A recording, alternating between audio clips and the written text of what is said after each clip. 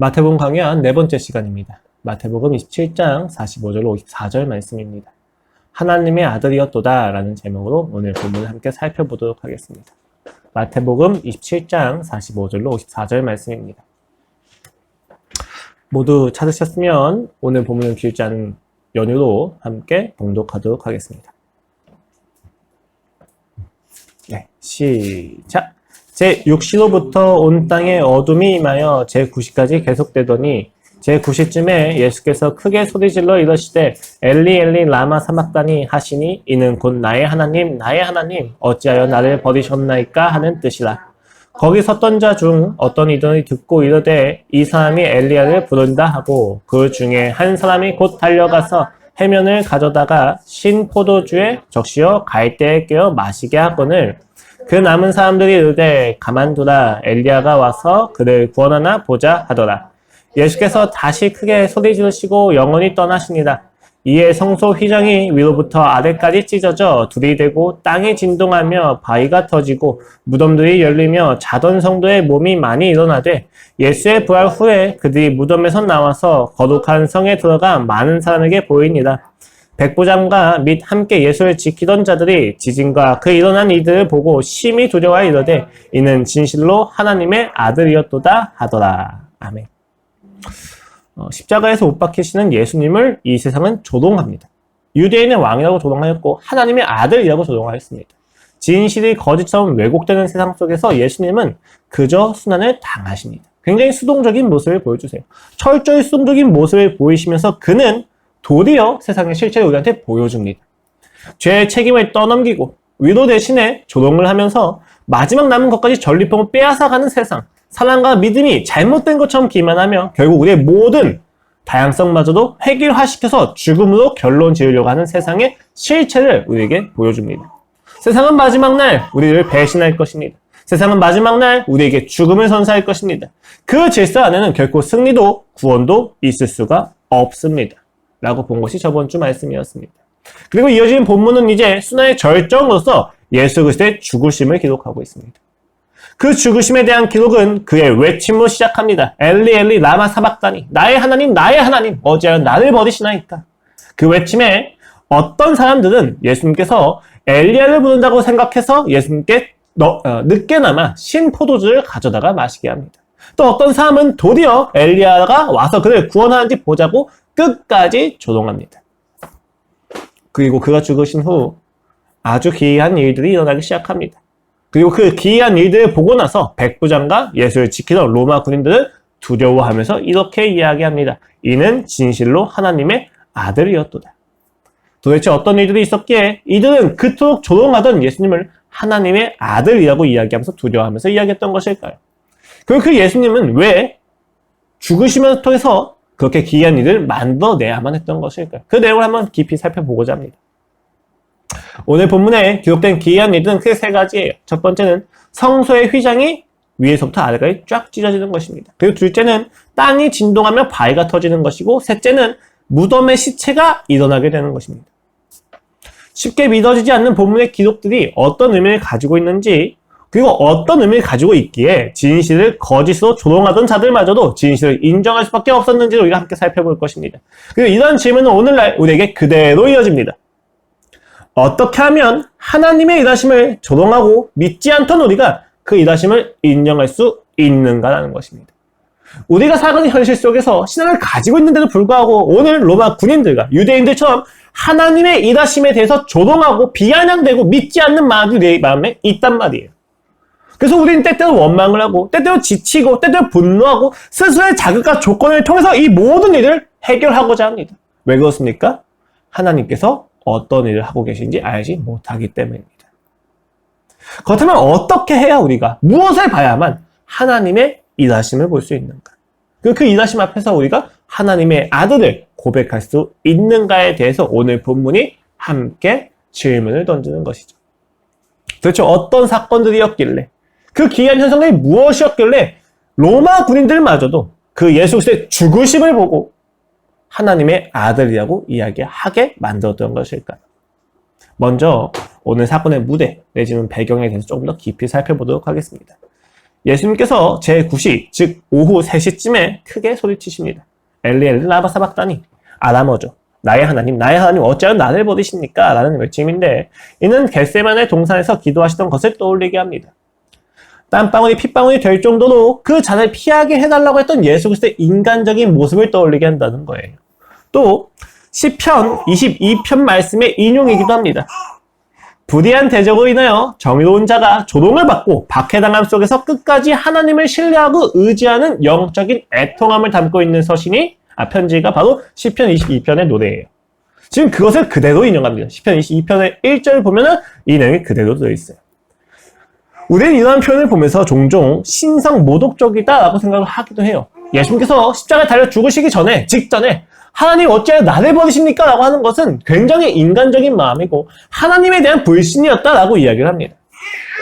도저히 견디기 어려운 고통과 아픔 그리고 결코 해결할 수 없는 시련 앞에서 하나님의 이름을 버리는 것처럼 나온다는 것이죠. 어떻게 그것이 가능하냐? 어떻게 예수님이 하나님을 이처럼 원망할 수 있느냐라고 우리가 이야기를 하곤 합니다. 그런데 첫 번째 오해를 먼저 잡아야 될 것은 이것은 결코 신성 모독적이거나 불평이거나 신앙 고백은 아니었다는 거예요. 자 봅시다 여러분. 결코 해결할 수 없는 시련 앞에서 하나님의 이름을 부르는 것이 불신입니까? 아니면 신뢰입니까? 우린 그 답을 너무 정확히 알고 있죠. 힘든 현실 속에서 하나님을 찾는 것은 신뢰입니다. 불신이 아니에요. 불평이 아닙니다. 그럼에도 불구하고 왜 이제 이 고백이, 이 외침이 불신의 결과로서 오해를 당하는 까닭은 예수님께서는 이미 자신이 죽으셔야만 한다는 것을 알고 계셨는데도 불구하고 하나님의 이름을 불렀다는 거예요. 근데 여기도 굉장히 잘못된 전제가 하나가 있습니다. 무엇입니까? 응답되지 않는 것을 알면서도 이와 같이 소리치는 것은 이상하다라고 우리가 생각하는 거예요. 응답되지 않는 것을 알면서도 하나님의 이름을 부르는 것이 이상하고 그 하는 게 불평을 하는 것이 이상하다. 예수님 이미 다 알고 계시지 않았느냐? 이미 자신이 죽어야 되는 것도 알고 계셨고 그 고통을 당하셔야만 하는 것도 알고 계셨는데 왜 이런 불평을 하시느냐라고 하는 거예요. 여기에 전제가 무엇입니까? 마치 신앙이라는 것이 고통과 헤아릴 수 없는 슬픔의 깊이 앞에서도 묵묵하게 하나님을 믿고 기도하며 모든 것이 해결된 것인 것처럼 다니는 것이 신앙이다라고 생각하는 오해에서 비롯됩니다. 여러분, 신앙은 묵묵하게 모든 상황을 수용하는 것이 아니에요. 그것은 결과적인 이야기입니다. 우리가 이해할 수 없는 모든 상황들이 받아들여지기까지 우리는 하나님 앞에서 아프면 소리치고 슬프면 목 놓아 울고 원망의 치밀어 오를 때마다 적대감을 가지는 것이 당연한 것입니다. 이것을 성경은 오히려 솔직하다고 이야기하고 정직하다고 이야기합니다. 우리가 이해할 수 없는 하나님을 만나서 정말 하나님이시구나 하고 넘어갈 수 있는 인간은 없어요. 그것은 거짓말입니다. 이해할 수 없는 하나님과 이해할 수 없는 상황이 닥치면 우리는 하나님 앞에서 원망을 끄집어냅니다. 주여 어찌하여 왜 도대체 이러한 반응들이 당연한 거예요. 이것을 우리가 신실한 신앙 고백이라고 이야기할 수는 없겠지만 동시에 단순한 불평이라고도 이야기할 수 없습니다. 이것은 영적인 애통함입니다. 오늘 예수 그리스도가 십자가에서 마지막으로 소리친 그 내용은 애통함입니다. 실제로 그 증거가 호칭에 있죠. 원래 예수님은 하나님을 항상 아버지라고 부릅니다. 혹은 여호와라고 부를 때가 있죠. 그런데 오늘 본문은 하나님이라고 이야기합니다. 단 한 번도 다른 복음서에서도 언급되지 않은 기록이에요. 예수님이 성부 아버지를 하나님으로 명명하면서 나를 왜 버리셨는지를 이야기합니다. 이것은 죄로 인해서 하나님과 예수님 사이의 관계가 깨어진 것을 의미합니다. 예수님께서 그토록 두려워하셨던 고통은 십자가에서 못 박히는 육체적인 고통을 넘어서서 영적으로 영원토록 함께 하셨던 하나님과의 교제가 단절되는 경험에 대한 두려움이었어요. 그리고 그 단절이 오는 그 순간 예수 그리스도 안에서는 영적인 애통함이 뿜어져 나오는 거예요. 주여 어찌하여 어떻게 이다지도 비극적인 단절이 있을 수 있겠습니까? 아버지 나를 버리신 것입니까? 라는 애통함이 나왔다는 것이죠. 그러나 이것은 결코 불평일 수 없습니다. 왜 그렇습니까, 여러분? 불평은 상대와의 관계에서의 인격적인 지속력과 유지를 신경 쓰지 않아요. 그러나 오늘 본문에서 이야기하는 애통함은 하나님에 대해서 나이가 가지고 있는 모든 감정의 울분을 쏟아내는 동시에 그 하나님과의 관계를 계속 유지하고자 하는 믿음이 있었기 때문입니다. 이것은 전혀 다른 이야기입니다. 결코 모든 감정을 억압해서 모든 상황을 그냥 수용적으로 받아들이는 것이 신앙이 아니고 거룩함이 아닌 것처럼 상대와의 관계가 다시 이어질 것에 대해서 기대하지 않으면서 그냥 아무렇게나 이야기하고 하나님에 대해서 원망을 내놓는 것은 불평일 뿐이에요. 중요한 골자는 핵심은 내가 애통하든 불평을 하든 그리고 억압을 하든지 간에 하나님과의 관계가 계속 유지될 것에 대해서 신뢰하고 있는 마음입니다. 그 안에서 우리는 오히려 우리의 마음에 있는 것을 끄집어내서 말씀드리기도 하는 거고 표현하기도 하는 것입니다. 오늘날 우리가 가지고 있는 한국교회 인식에서 저는 오히려 이 부분이 조금 더 강조가 되어야 된다고 생각해요. 오늘날 많은 사람들이 하나님 앞에서 욕을 하거나 원망을 내놓으면 굉장히 신성모독적이고 불경하다고 생각을 합니다. 물론 성숙한 신자가 그렇게 한다면 굉장히 잘못된 것이겠지만 신앙의 초보의 수준에서 하나님을 알아가는 과정에서 우리는 너무 자연스럽게 욕을 할 수밖에 없어요. 제가 만나는 고등학교나 중학교 애들이 저한테 가정에 대한 이야기를 할 때마다 어떤 이야기를 합니까? 욕을 합니다. 부모님에 대해서, 자신의 상황에 대해서. 제가 그럼 아이들이 욕을 할 때 너 욕하면 안 돼 라고 이야기를 안 해요. 이 아이들은 먼저 욕을 해야 돼요. 그런데 이 아이들이 저랑 3년, 4년, 5년을 시간을 보내고 나면 그 이후에 성인이 돼서 저한테 저 앞에서 아무리 힘든 일이 있어도 욕을 하진 않습니다. 성숙인 거죠. 우린 마치 모든 사람들이, 모든 신자가 다 성숙의 수준에 이른 것처럼 이야기를 합니다. 다윗의 수준에 이른 것처럼 이야기합니다. 자신의 자녀가 죽는다 할지라도 죽었다면 그냥 툴툴 털어버리고 그냥 일상생활을 영위할 수 있는 것처럼 생각을 하는 거예요. 아니에요. 그것은 어디까지나 많은 과정을 거친 결과예요. 다윗의 시편을 보면은 너무나도 많은 원망과 적대감이 다 숨겨져 있죠. 우린 그런 적대감과 울분에 대해서 하나님 앞에서 표현할 필요가 있습니다. 오히려 그것이 신앙이라는 것입니다. 아프면 울어야 합니다. 슬프면 토해내야만 합니다.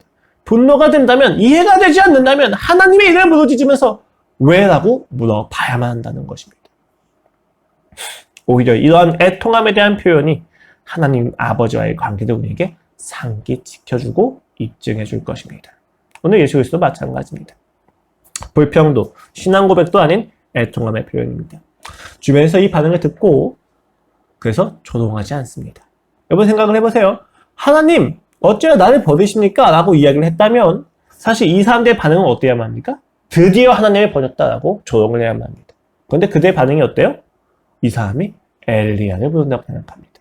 이 이야기는 오늘 예수 그리스도의 그 외침이 단순한 불평이나 신앙 고백이 아니었다는 것을 이야기해줘요. 자, 근데 이때 두 가지 반응이 나타납니다. 한 무리는 이 사람이 엘리야를 부른다고 생각해서 고통을 덜어주는 신포도주를 그의 입에 대어 마시게 해주려고 합니다. 마시게 해줍니다. 또 한 무리는 그가 엘리야가 와서 구원할까? 우리가 끝까지 한번 보자라고 조롱을 합니다. 두 가지 반응이 나타나요. 자, 이것은 모두 적어도 예수님의 마지막 외침에 하나님이 응답하실 수 있는 가능성을 염두에 두고 있다는 것을 의미합니다. 그래서 이들은 마치 예수 그리스도가 정말로 하나님의 아들이라면 나는 이렇게 행동해야 하지라고 오해하고 있다는 거예요. 무슨 말이냐면 두 가지다. 그러니까 이 두 가지 반응을 보면 우리는 마치 신포도주를 갖다 준 사람은 그래도 회개하는 사람, 끝까지 조롱하는 사람은 완악한 사람이라고 생각을 해요. 그런데 똑같은 세상의 질서 안에 있다는 거예요. 그냥 예수 그리스도에 대한 무지예요. 이들은 예수님이 왜 죽으시는지에 대해서 이해를 못하고 있습니다. 그래서 그 죽기 직전에 예수님의 그 외침에 혹여나 자신들이 옛날 자신의 선조들처럼 선지자를 핍박하는 죄를 뒤집었을까봐 마지막에 조금이라도 자신의 죄를 덜기 위해서 신포도주를 갖다 주는 거예요.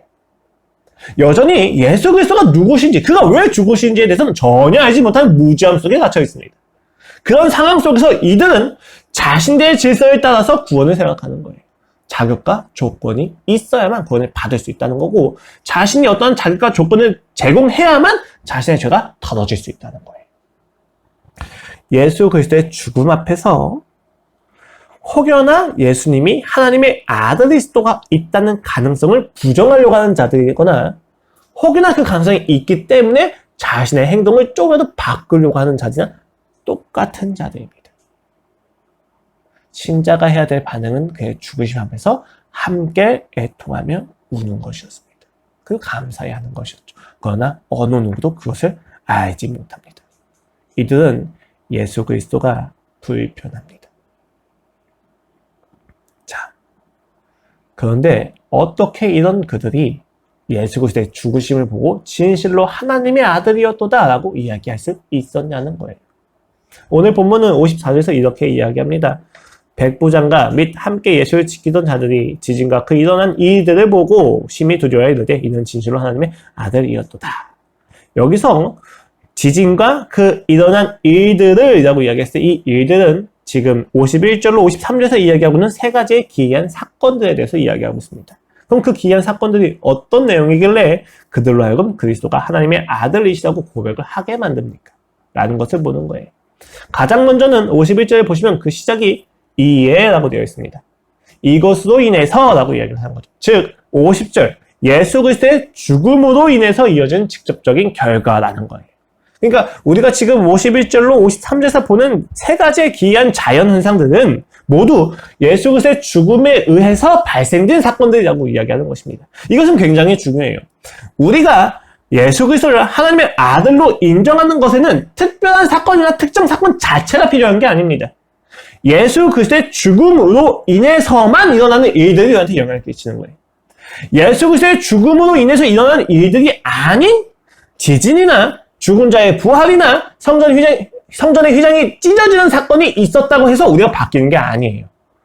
그리스도의 죽음이 이와 같은 사건을 일으키는 동기가 되었을 때만 비로소 우리는 예수 그리스도를 하나님의 아들이라고 볼 수 있다는 것입니다. 왜 이런 이야기를 하느냐? 여러분, 꼭 기독교가 아니어도 굉장히 초월적인 사건은 많이 일어납니다. 드문 일이 아니에요. 그리고 그런 부분을 우리가 알기 때문에 더더욱 구별해둬야 될 것은 단순히 초월적인 일들이 있다고 해서 그 자체가 우리의 마음을 바꾸지 못한다는 거예요.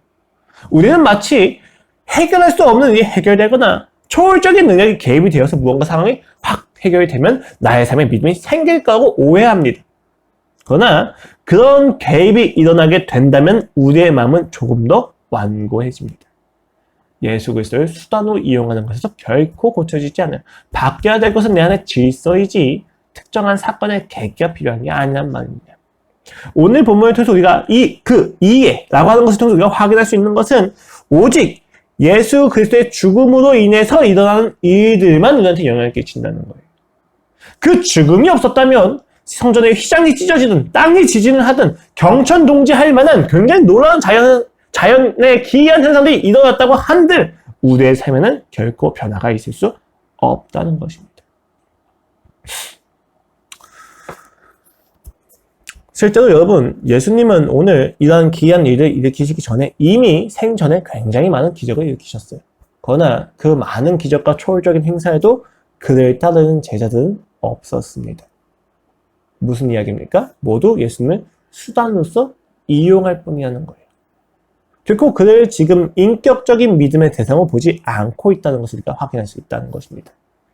초월적인 일이 아니라 그의 죽음으로 인해서만, 그의 죽음을 넘어서는 일들을 통해서만 우리는 그리스도가 하나님의 아들이심을 고백하게 만든다는 것입니다. 그렇다면 이 세 가지 현상은 각자 어떤 현상이었습니까? 어떤 현상이었길래 죽음과 관련이 되었던 것일까요? 라고 보면 먼저는 성소의 휘장이 위에부터 아래까지 쭉 찢어집니다. 여기 휘장이라고 하는 것은 성전뜰이 있고 성막이 있는데 그 성소 안에 이미 또 지성소하고 성소를 구별하는 천이 있어요. 그 천이 휘장입니다. 이 천 안으로는 오직 대제사장만 들어갈 수가 있어요. 불결한 자들이나 그냥 단순한 사람이 들어가면 모두 죽음을 당합니다. 왜냐하면 하나님의 임재가 여기에 가득하기 때문이에요.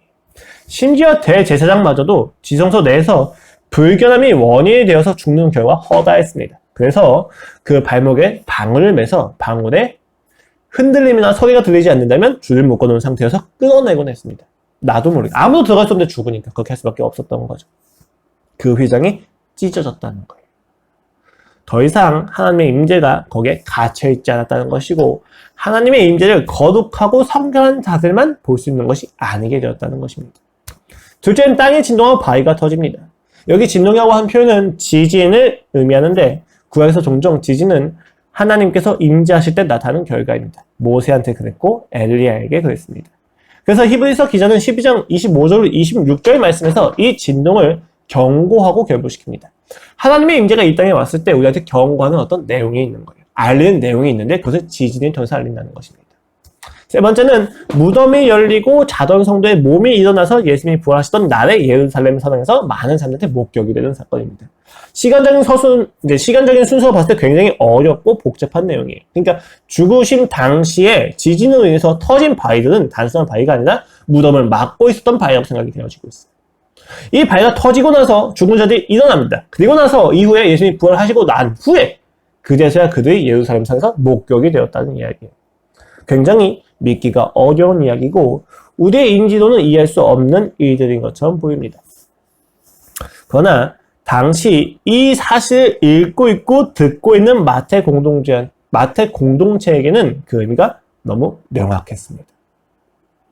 오늘날 우리가 볼 때는 너무 말이 안 되고 이해가 전혀 되지 않는 일들이지만 마태 공동체에게 이 기이한 세 가지의 사건들은 굉장히 놀라운 이야기였습니다. 왜 그렇습니까?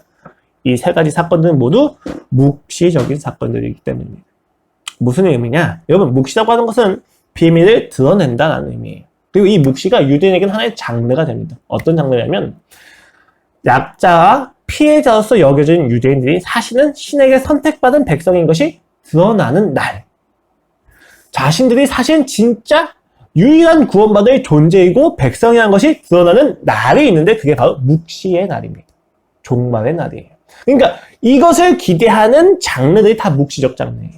그날에 예수 그리스도께서 오시는 것. 그날에 메시아가 오셔서 이 땅의 모든 억압과 자신들을 침해하고 피해를 입히는 모든 이방 국가들이 무너질 것이다 라고 이야기하는 것에 대해서 이야기하는 장르가 묵시입니다.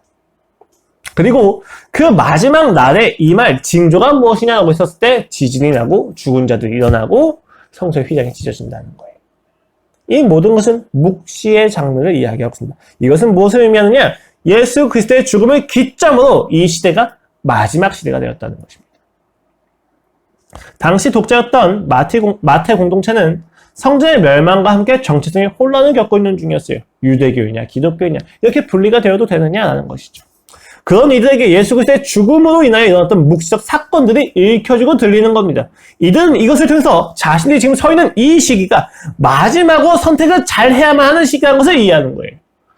지금 내가 유대교로 가는 거하고 지금 내가 기독교로 가는 거하고 전혀 달라진다는 것을 이해하는 거죠. 그만큼 위급하고 경중하며 굉장히 중요한 시기를 살아가고 있다는 것에 대한 인식이 주어진다는 것입니다. 그들은 이제 주어진 마지막 날들을 마지막처럼 살아야만 하는 이유를 찾습니다. 그리고 옛 질서가 무너진다는 공통적인 이해 안에서 다음과 같이 세 가지의 의미가 구체화되어집니다. 첫 번째는 왕이 달라진다는 것이에요. 더 이상 죽음이 우리의 삶에서 주권을 행하는 시기가 끝났다는 것입니다. 더 이상 죽음은 우리의 주인이 될 수 없다는 것입니다. 그것이 어떻게 나타납니까? 묵시의 사건 중에서 죽은 자들이 일어나는 것들을 통해서 확인이 되어지는 거예요. 본래 우리는 이 인생의 주인이 죽음이라고 생각하고 살아왔습니다. 그 이후의 삶은 두려워했으며 그 이전의 삶은 그 죽음 앞에서 흩어져 사라질 허무한 것에 불과했습니다. 그래서 우리는 그 죽음을 회피하거나 혹은 극복하려고 노력을 합니다. 그러나 그 두 가지 반응 모두 죽음이 주인된 인생이라는 것을 부정할 수는 없습니다. 그런데 예수 그리스도께서 우리의 죄를 대신해 죽으시는 것을 통해서 사망에 쏟은 관역인 죄가 사라집니다. 그러자 더 이상 죽음은 우리의 주인이 될 수가 없게 됩니다. 우리는 그리스도를 믿는 것과 동시에 죽음, 너머를 생각하게 됩니다. 죽음은 예수 그리스도 앞에서 패퇴했습니다. 죽음은 예수 그리스도 앞에서 사라졌습니다. 죽음은 그 기초를 잃게 되었습니다. 그렇기 때문에 더 이상 우리에게 주인은 죽음이 아니라 예수 그리스도, 그 생명이 되신 겁니다. 이때부터 우리의 인생의 목적과 인생의 삶의 방법이 모두 달라지는 거예요. 지금까지는 잘 죽는 것이 최고의 목적이었습니다. 그 죽음을 잘 회피하는 것이 목적이었습니다. 그러나 이제는 죽음을 넘어서 누릴 영원한 세계가 목적이 됩니다. 하나님의 나라에 들어갈 것을 목적으로 삼게 됩니다. 이 땅에서 경험하는 모든 즐거움을 하나님의 나라의 그 영원한 즐거움으로 이어갑니다. 더 이상 우리의 주인이 죽음일 수 없게 되었다는 것입니다. 두 번째는 왕이 달라졌기 때문에 지금까지 유효했던 방식들이 모두 예전 것이 되었다는 것입니다. 더 이상 그 방법을 사용할 필요도 없고 사용할 수도 없게 되었다는 것입니다. 이제 더 이상 죄를 용서받기 위해서 하나님 앞에 나아가기 위해서 구원을 받기 위해서 대제사장에게 자신의 모든 죄를 구할 필요도 없었고 짐승을 바칠 이유도 사라졌다는 것입니다. 용도가 폐기된 것입니다. 우리가 죽음을 왕으로 삼아 살아갈 때는 내 수단과 자격이 굉장히 중요했습니다. 내 수단과 자격을 살아내야만 했습니다. 내 수단과 자격이 부족하다면 그 대제사장에게 의뢰해서라도 나의 수단과 자격을 채워야만 했습니다. 그러나 예수 그리스도의 죽음을 통해서 모든 인류에게 단 한 번의 믿음으로 살아갈 수 있는 길이 열리는 순간부터 더 이상 우리는 수단과 자격이 중요하지 않게 되었습니다.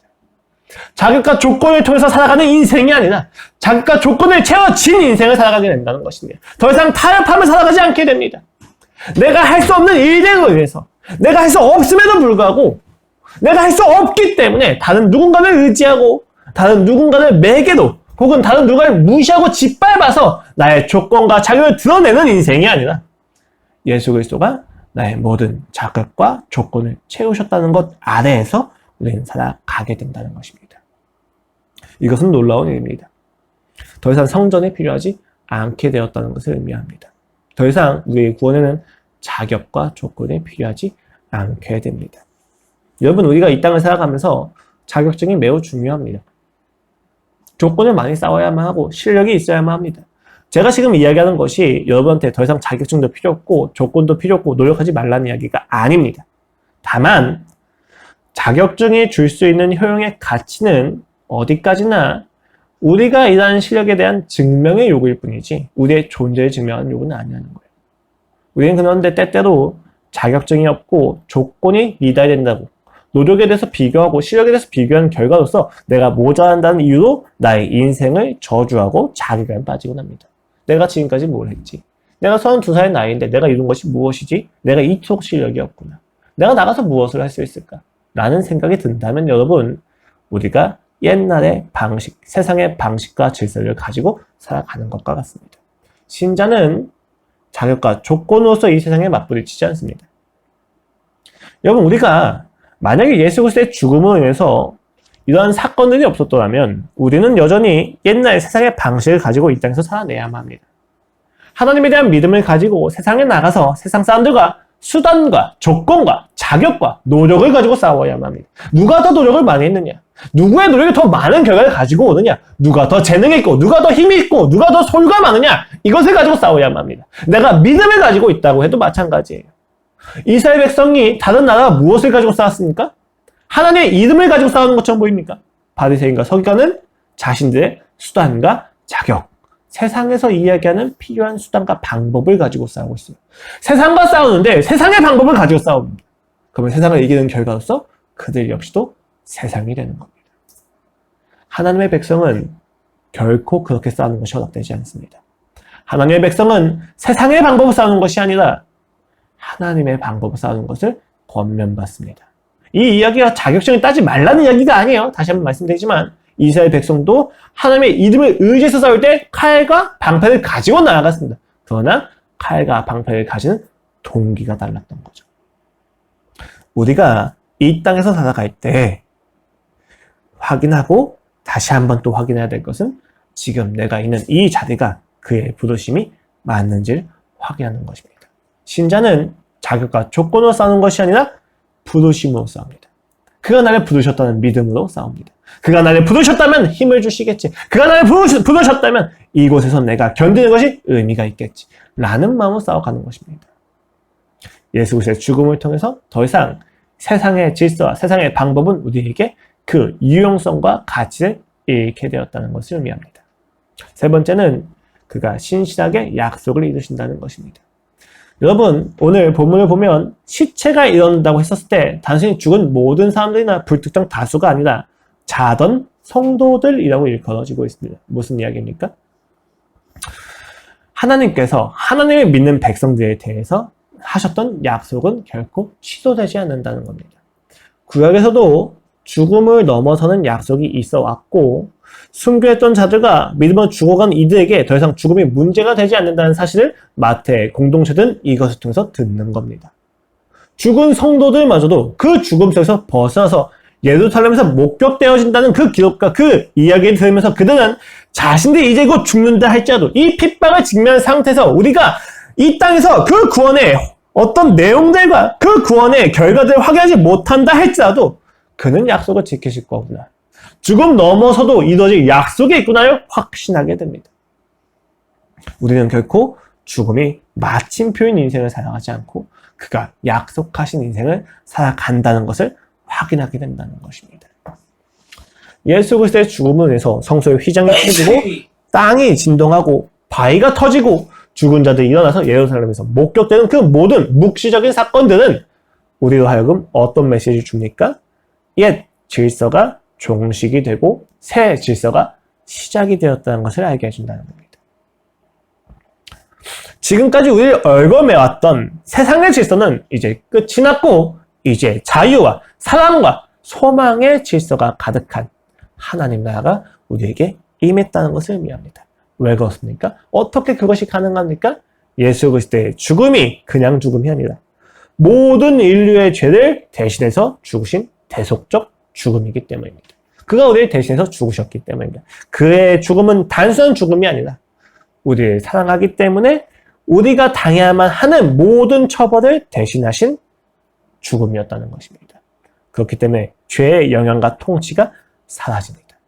내가 스스로 하나님이 되어서 살려고 한 결과 나를 얽어매던 수치와 두려움이 그리고 그 불안이 기초를 잃게 되었다는 것입니다. 예컨대 가출한 학생을 생각해 보십시오. 부모님 없는 인생을 살아야만 하는 것이 가출한 인생의 핵심입니다. 돌아가고 싶어도 가출할 때 부모 마음에 못질을 하고 온 것이 상처를 준 것이 못 내 마음에 걸려서 돌아가지 못하는 인생을 살아갑니다. 그들은 자신이 가출한 인생에서 가장 큰 피해가 무엇이냐라고 이야기했을 때 부모를 잃었다는 것을 알게 됩니다. 돈이 없다는 거, 내가 잠을 잘 수 있는 거주 공간이 없다는 거, 이것 자체는 중요하지 않습니다. 그들이 느끼는 가장 심각한 박탈감과 상실감은 부모가 나의 인생에 없다는 것입니다. 무엇 때문에? 자신의 선택으로 인해서. 물론 여러분, 이건 가출의 한 측면에 대한 이야기입니다. 가출의 굉장히 많은 경우는 60% 이상은 생존을 위한 가출이라고 이야기를 해요. 집안 내에서 학대와 폭력이 너무 강하기 때문에 나온 인생들이 굉장히 많이 있습니다. 그러나 이들 역시도 가출을 하고 나서 이해하는 것은 자신의 삶에 부모가 없다는 것입니다. 여러분, 우리가 죄를 짓는 것을 통해서 가지는 가장 큰 피해가 무엇입니까? 부모를 잃었다는 것입니다. 하나님의 기분이 나쁘다가 중요한 것이 아니라, 물론 그것도 굉장히 중요한 이야기지만 가장 중요한 결과로서 우리가 생각해봐야만 하는 것은 우리가 부모가 없는 인생을 살아야만 한다는 것입니다. 부모가 없는 인생의 질서를 살아가는 거예요. 그런데 하도는 자신의 가족 중에 형이 와서 부모님께 자신을 대신해서 모두 혼났으니까 엄마 아빠의 모든 화가 풀렸다고 이야기합니다. 이젠 돌아가도 된다고 이야기합니다. 그렇다면 그 가출했던 학생은 이제 부모 아래에서 살아가는 삶을 준비하게 됩니다. 스스로에게 부모가 되었고 스스로에게 보호자가 되어야만 하는 걱정과 부담이 끝나고 정당한 부모가 보호자가 되는 질서로 들어가게 된다는 겁니다. 오늘 예수 그리스도께서 우리에게 보여주신 질서가 바로 그런 것입니다. 지금까지 인류가 죄 아래에서 하나님 없이 살아가야만 했습니다. 스스로의 자격과 스스로의 조건을 증명해야만 하는 인생을 살아갔습니다. 실력이 있어야만 하는 인생이었습니다. 노력을 해야만 하는 인생이었습니다. 그러나 이제 더 이상 실력이 있어야만 하는 인생이 필요 없다는 것입니다. 휘장이 찢어지고 무덤이 터지고 죽은 자들이 일어납니다. 죽음이 권세를 잃었음이 너무 명백하게 드러나는 그 순간 신자들은 기뻐하고 환호합니다. 왜 그렇습니까? 더 이상 나를 얽어매던 부모 없는 인생의 질서가 끝났구나 깨닫게 되는 거예요.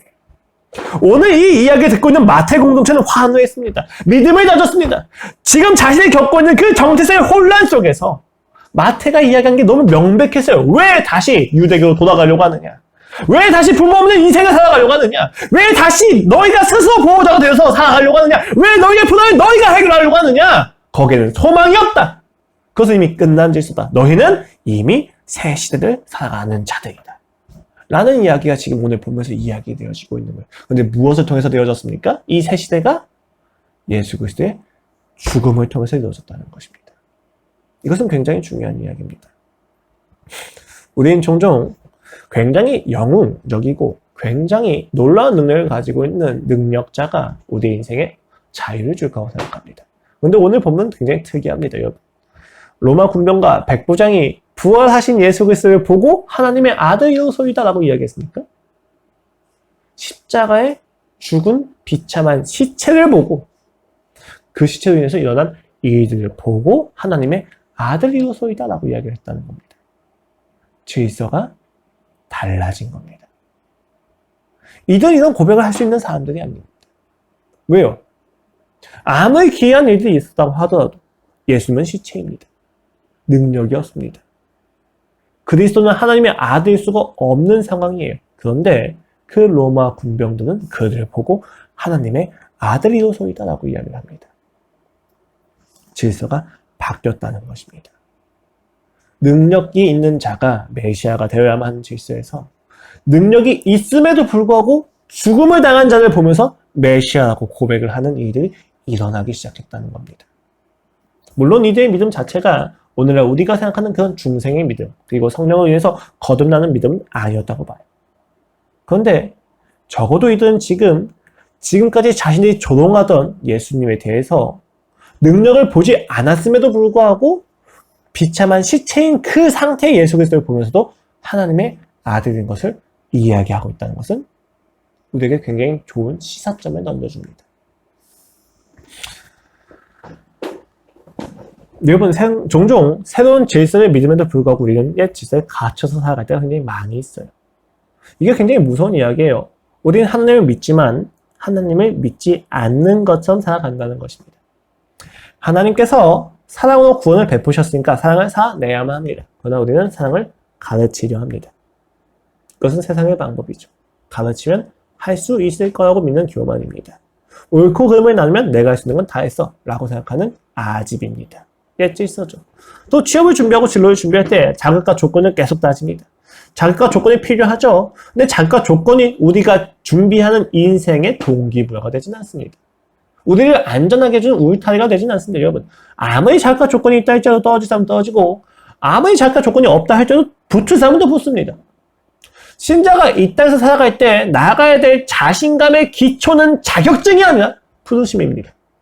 그런데 우리는 하나님의 부르심보다 내가 무엇을 가졌고 무엇을 할 수 있으면 이 시대에서 내가 이것을 할 수 있는 만큼의 조건이 허락이 되었는지를 먼저 따집니다. 제가 당장 청소년 사역을 하려고 준비할 때 제가 당장 생각하는 것은 하나님이 나를 부르셨느냐가 아니라 내가 청소년 사역 복지증이 있느냐, 내가 상담 자격증이 있는가, 내가 무엇을 할 수 있는가를 따지기 시작을 한다는 거예요. 신자가 세상에 나가서 맞서 싸워야 할 방법이 아닙니다. 물론 내가 어떤 무기를 가지고 있지 않은지 우리가 이해할 필요가 있고 분별할 필요가 있어요.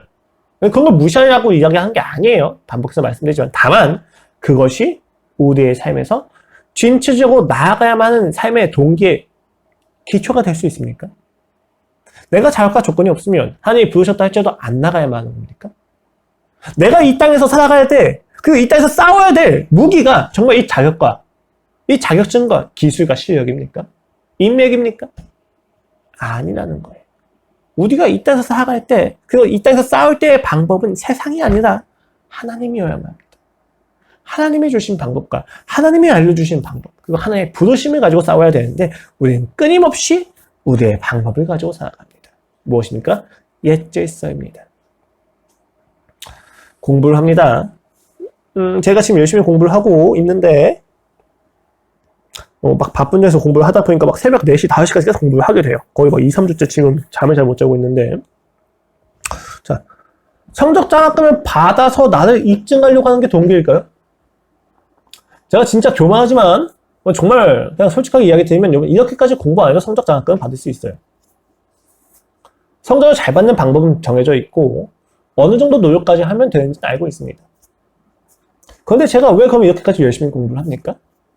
공부하는 주제마다 하나님을 조금 더 알고 좀 더 사랑하기 위해서입니다. 그것을 발견해야만 해요. 청소년 사역을 공부하면서 단순히 통계에 휘말리는 것이 아니라 이렇게 많은 제도와 지원이 있는데도 불구하고 왜 가출 청소년의 비율이 낮아지지 않고 높아지느냐. 그 안에서 교회가 어떤 역할을 할 수 있는가. 이런 것들을 우리가 보면서 마음에서 하나님을 향한 간절함이 생긴 것이 저희 인생의 목적입니다. 공부의 목적인 거예요. 여러분이 이 땅에서 유학을 가고 자격증을 준비하고 창업을 준비하고 자신의 인생을 준비하는 그 순간마다 여러분 기억해야 될 것은 내가 지금 준비한 이 자격이 나의 인생을 보장할 것이다가 아니에요. 내가 이 자격을 준비한 그 과정 가운데서 만나는 하나님이 나의 인생을 지키신다는 겁니다. 우리가 이것을 놓치면 우리는 다시 한번 죽음의 인생을 반복하기 시작합니다. 아무리 열심히 준비해 보십시오. 여러분보다 더 탁월하게 준비한 사람이 수두룩하고 여러분보다 탁월하지 않은데도 불구하고 성공한 사람이 수두룩합니다. 웃긴 일이에요. 여기서 우리가 믿고 붙잡아야 될 것은 하나님을 알합니다. 실패를 한다 할지라도 성공을 한다 할지라도 우리의 인생에 남아있는 것은 하나님입니다. 그것을 기억하셔야 돼요. 부모가 없는 인생을 살지 말라는 것입니다. 이처럼 예수 그리스도의 죽음은 그렇죠. 예수 그리스도의 죽음과 그 죽음의 의미를 기이한 기적들을 통해서 보고 알게 된 자들은 이제 고백합니다. 진실로 하나님의 아들이었도다 하더라. 마태는 이곳에서 화려한 묵시적인 이미지와 함께 그리스도의 죽음을 구약 성경 제2의 종식이자 새 시대를 여는 신기원 및 이방인이 처음으로 하나님의 아들에 대해서 완전한 믿음을 가진 순간으로 제시를 하고 있습니다. 오늘 본문 보면은 그 이방인들이 하나님에 대해서 지금 예수님에 대해서 믿음을 가지는 것처럼 보인다는 거예요. 도대체 어떻게 이것이 가능하냐는 것입니다. 여기서 되게 중요한 건 이들이 예수님에 대해서 모르던 게 아니었다는 거예요. 예수님이 하신 일들을 알고 예수님을 따르고 있는 무리들을 알고 있었습니다. 그러나 그들은 예수님을 조롱하고 있었어요. 능력 때문에 이들이 그 고백을 했다는 게 아니라는 겁니다. 그렇다고 해서 오늘 본문이 어떤 것이 보여졌기 때문에 이들이 어떻게 하나님을 고백했는지를 이야기하냐 그렇진 않아요. 오늘 본문은 이들이 무엇을 보았기 때문에 이들이 어떻게 예수 그리스도를 하나님의 아들로 고백하는지를 이야기하지 않습니다. 그러나 이방인은 구원받지 못하고 메시아를 알아보지 못하는 옛 질서가 역전되고 깨어졌다는 것은 분명히 이야기해주고 있어요. 결코 이방인은 그리스도를 보고 하나님의 아들을 고백할 수 없는 자들입니다. 그들은 지옥의 불쏘시개와 같이 여겨졌습니다. 그들은 결코 구원받을 수 없는 타락한 자였고 그들은 결코 구원받을 수 없는 배교한 자들이었습니다. 그러나 오늘 이 본문을 통해서 명백해집니다. 이방인도 구원을 받을 수 있다는 것입니다. 무엇을 가지면? 믿음을 가지고 역전되기 시작합니다. 옛 질서가 무너지는 것이 명확하게 드러난다는 겁니다. 이들이 어떻게 예수 그리스도를 보고 하나님의 아들을 고백할 수 있었느냐라고 했었을 때 이들이 믿음에 집중하는 것이 아닙니다. 우리가 집중할 것은 예수 그리스도의 죽음을 통해서 옛 질서가 무너지기 시작했다는 것입니다. 새 질서가 그들의 삶에 임하기 시작합니다. 그렇기 때문에 그들은 그리스도를 보고 하나님의 아들을 고백할 수 있던 거예요. 옛 질서라면 예수 그리스도가 부활해서 기적과 능력을 보여야만 이들이 하나님의 아들을 고백했을 텐데 그들은 옛 질서 안에서 예수 그리스도가 죽어있는 시체임에도 불구하고 하나님의 아들인 것을 고백합니다. 질서가 달라지기 시작한 것에 대한 증거예요. 우리는 종종 믿어야만 새 질서의 삶을 살아갈 수 있다고 믿습니다. 맞습니다. 믿어야만 우리가 그 새 질서 가운데서 누리면서 새 질서답게 살아갈 수 있는 거죠. 그러나 분명한 것은 여러분, 이 땅은 이미 새 질서로 바뀌어 있습니다. 이 세상은 더 이상 옛 질서가 아닙니다. 이 세상은 새 질서가 이미 있는 상태입니다. 새 질서가 이미 확립되어 있는 상태입니다. 다만 그 새 질서가 현현되고 실현되는 것에 있어서 시간과 예수 그리스도의 재림이 결론적으로 필요할 뿐인 것이죠. 옛 질서는 자신의 종말이 얼마 남지 않았다는 것을 알기 때문에 더 기승을 부리고 있는 중입니다. 오늘날 이 땅의 현상을 보면 굉장히 안타깝고 이해할 수 없는 일이 너무 많이 있어요. 그것을 보고 여전히 옛 질서에 갇혀있는 세상이구나 라고 우리는 생각하지 않습니다. 새 질서가 이미 임한 상태에서 이 옛 질서가 마지막까지 몸부림을 치고 있구나 라고 보는 거예요. 옛 질서는 끝난 질서라는 것입니다. 그렇기 때문에 이방인 백부장과 로마 군병들 역시도 그 일들을 보고 십자가에서 예수가 죽으신 것을 봤음에도 불구하고 하나님의 아들이라고 고백을 했다는 거예요. 이것이 중요한 내용이에요. 오늘 본문에서 이야기하는 것. 예수 그리스도의 죽음이 보여주는 기이한 세 가지의 사건들은 모두 옛 질서, 세상의 질서가 끝났다는 것을 명백하게 보여줍니다. 그리고 새 질서가 임했을 때만 비로소 로마 군인들은 믿음을 고백하게 된다는 것입니다. 진실을 거짓으로 조롱하던 무대는 여전해 보입니다. 여전히 우리가 살아가는 이 무대는 진실이 거짓이 되어 있습니다. 야, 사랑? 야, 아직도 그렇게 구닥다리인 것을 하고 있니? 성실체계? 야, 너 진짜 이용당하기 좋은 호구구나. 라고 우리는 비아냥과 조롱을 당합니다. 여전히 세상은 옛 질서가 기승한 것처럼 보입니다. 그러나 우리는 정확히 알고 있습니다.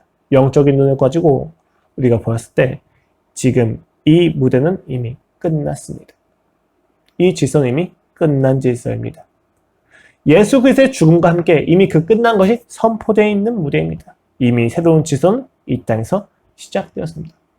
그럼 그 질서는 어디서 볼 수 있습니까? 교회 공동체입니다. 우리 이 공동체에서 사실 그 새 질서를 확인할 수 있는 거예요. 이렇게 말하면 혹자는 교회가 얼마나 타락했는지에 대해서 막 이야기할 수가 있어요. 여러분, 제가 이야기하는 새 질서의 무대가 교회 안에 있다는 것은 원리적인 이야기입니다. 여러분, 세상은 사랑을 이야기하지만 사랑을 이야기할 수 있는 논리적 기초는 없어요. 그들이 이야기하는 사랑은 결국 자기 사랑의 확장에 불과할 수밖에 없다는 것입니다. 그러나 교회는 사랑의 기초를 정확히 가지고 있습니다. 우리가 사랑을 받았기 때문에. 여긴 새 질서의 공동체입니다. 그래서 아까 말씀드렸던 거예요.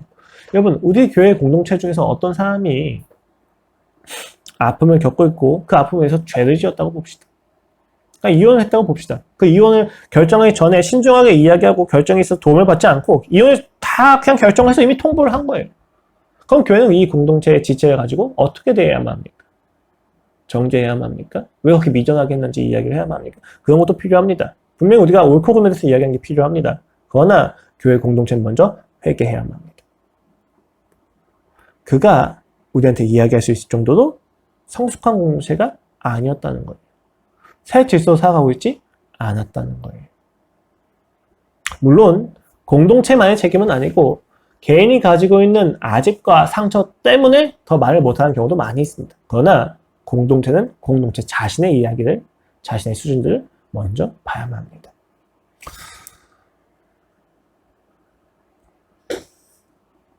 새 질서라고 하는 것은 여러분 안정감을 줍니다. 불안이 아니라 안심을 줍니다. 이게 굉장히 중요한 내용이에요. 실패했을 때 세상의 질서는 불안을 주지만 새 질서는 실패했을 때 안정감을 줘서 더 나아가게 한다는 거예요. 실패로 인해서 내 인생이 망하지 않는 것을 너무 잘 알기 때문입니다. 근데 여러분 기억할 것은 이 새 질서가 이미 있음에도 불구하고 왜 누리지 못하느냐? 간단해요. 말씀드렸듯이 예수 그리스도의 죽음을 확인하지 못하고 있기 때문입니다.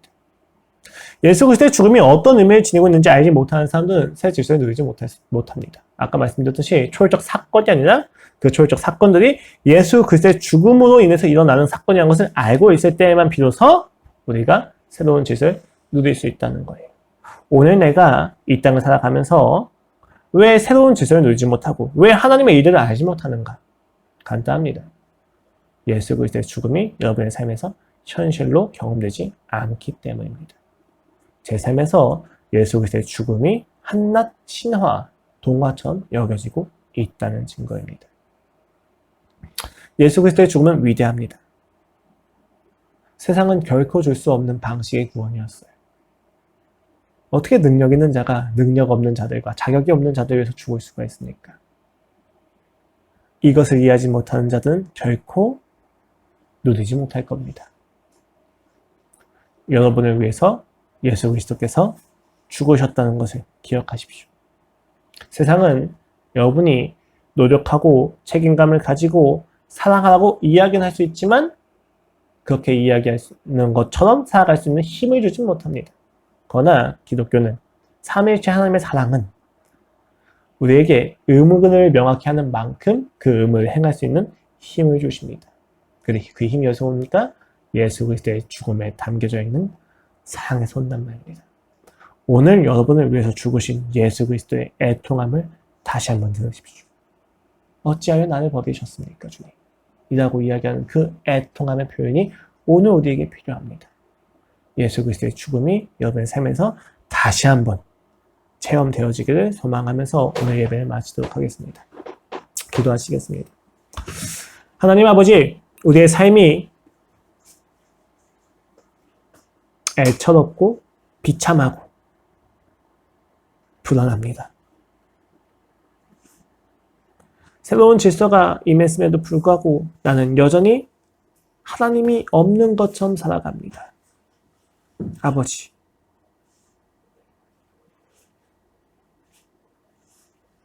나를 위하여 왜 죽으셨습니까? 이 자격이 없는 자를 위하여 왜 죽음을 선택하셨습니까? 오늘 그 질문의 대답이 들리게 하여 주시옵소서. 그 죽음이 우리에게 그 놀라운 힘을 줄 수 있는 통로가 되게 하여 주시옵소서. 아버지, 나를 지금까지 얽어매던 옛 질서는 끝났습니다.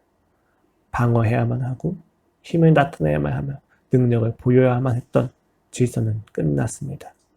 하나님께서 하실 겁니다. 그러니 주님, 우리는 이제 부르심을 확인하게 하여 주시옵소서. 부르신 자리에만 있기를 소망합니다. 감사합니다. 주님, 예수 그리스도의 이름으로 기도드렸습니다. 아멘.